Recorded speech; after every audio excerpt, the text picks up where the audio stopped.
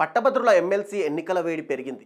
పోలింగ్కు మరో 10 రోజులు గడువు మాత్రమే ఉండడంతో నేతలంతా హడావిడి మొదలుపెట్టి ప్రచారాన్ని ముమ్మరం చేస్తున్నారు. ముఖ్యంగా ఈ ఎమ్మెల్సీ ఎన్నికలపై బీజేపీ ఎక్కువగా ఫోకస్ పెడుతుండగా ఈ ఎన్నికలు ముగ్గురు బీజేపీ ఎంపీలకు అత్యంత ప్రతిష్టాత్మకంగా తయారయ్యాయి. బండి సంజయ్, ధర్మపురి అరవింద్, రఘునందన్ రావులు ప్రాతినిధ్యం వహిస్తున్న లోక్సభ నియోజకవర్గాల పట్టభద్రుల ఎమ్మెల్సీ స్థానానికి జరుగుతున్న ఎన్నిక కావడంతో ఇది ముగ్గురికి కీలకంగా మారింది. ఈ ఎన్నికల ఫలితాలు వచ్చే స్థానిక సంస్థల ఎన్నికలపై ప్రభావం చూపుతాయని లెక్కలు వేసుకుంటున్న కాషాయ పార్టీ తమ అభ్యర్థుల విజయానికి సర్వశక్తులు ఒడ్డుతోంది.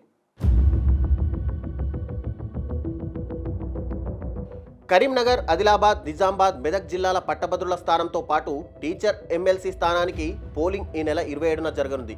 ముఖ్యంగా పట్టభద్రుల ఎమ్మెల్సీ స్థానం ఎన్నికను అటు కాంగ్రెస్తో పాటు ఇటు బీజేపీ అత్యంత ప్రతిష్టాత్మకంగా తీసుకున్నాయి.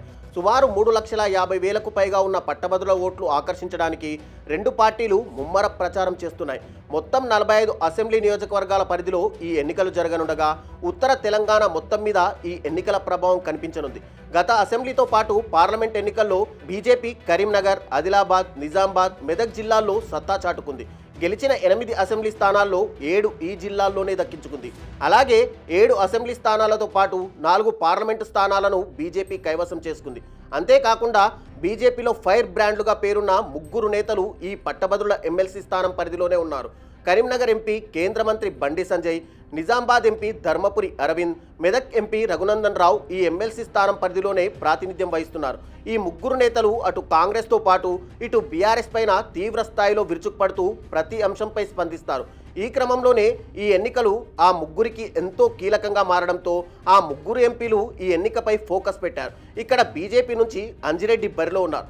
మొన్నటి వరకు పార్లమెంట్ సమావేశాల నేపథ్యంలో ఎంపీలు ఈ ఎన్నికలకు సరిగ్గా టైం కేటాయించకపోవడంతో ఇప్పుడు వారు ప్రచారంపై ఫోకస్ పెడుతున్నారు. రాష్ట్రంలో తామే బీఆర్ఎస్కి ప్రత్యామ్నాయమని చెప్పుకుంటున్న బీజేపీ నేతలు ఈ ఎన్నికల ఫలితాలు వచ్చే స్థానిక సంస్థల ఎన్నికలపై ప్రభావం చూపుతాయన్న భావనతో ప్రచారాన్ని ఉధృతం చేస్తున్నాయి.